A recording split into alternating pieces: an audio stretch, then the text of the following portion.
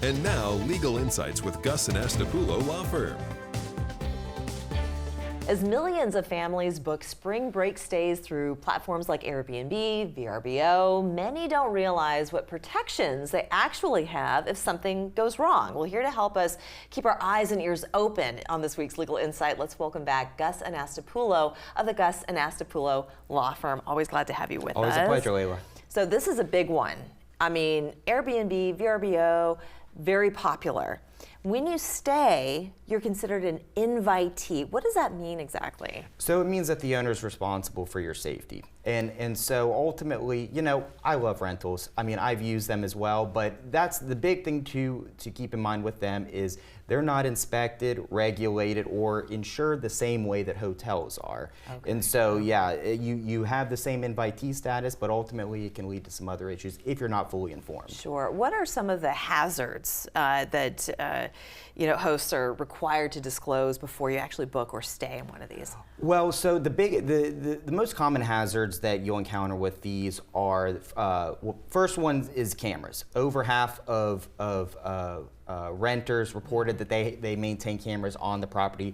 2024 they were outlawed, but over half of them still report that they do it. So that's very common. Other ones, carbon monoxide. The rental properties are not often required to have CO detectors. And the third one is the insurance gap. This is a big one, and it's not insured the same way that a hotel would be. And so those are the three most critical ones. I mean, surveillance is understandable, but where can some of these cameras be that we don't think about looking for or maybe should be cognizant of?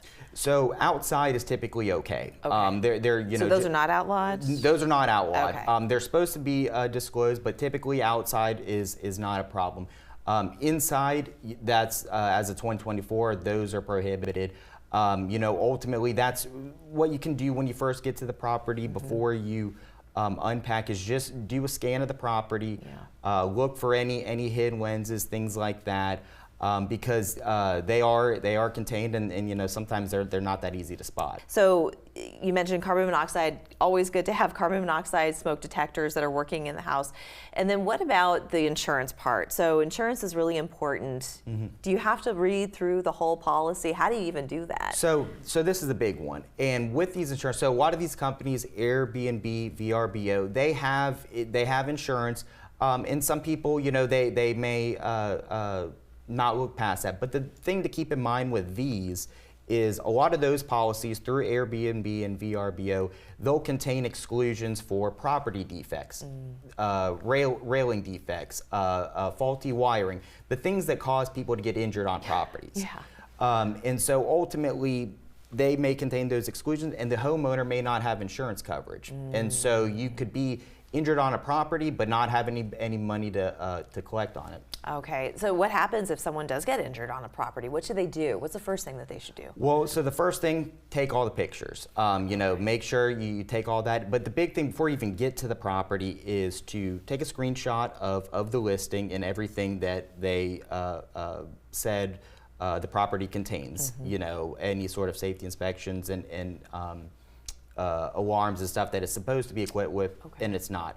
But if you are injured, I'd recommend doing that, reporting it to the agency, mm-hmm. And if you have questions, it's always good to speak to a lawyer, kind of give you your options and the best course of action from there. Yeah, because oftentimes, unlike a hotel where people stay there day in and day out, mm-hmm. 7 days a week, 24 hours a day, someone's home that you're renting for a time, whether it's a week or a weekend, something like that, it's going to be sight unseen. So you get what's advertised and then you get to the property and it could be something totally different. Mm-hmm. And if it is in the moment and you don't feel comfortable staying there, what are the chances of actually getting your refund if you say this is not what was advertised? Every case is different. Yeah. And that's the other thing is, take cameras, for example. If you encounter a camera on the property, definitely take a picture of that, call law enforcement. Voyeurism is illegal in South mm-hmm. Carolina. And it's important you want to take a picture of the camera. Don't unplug it or anything like that because you don't want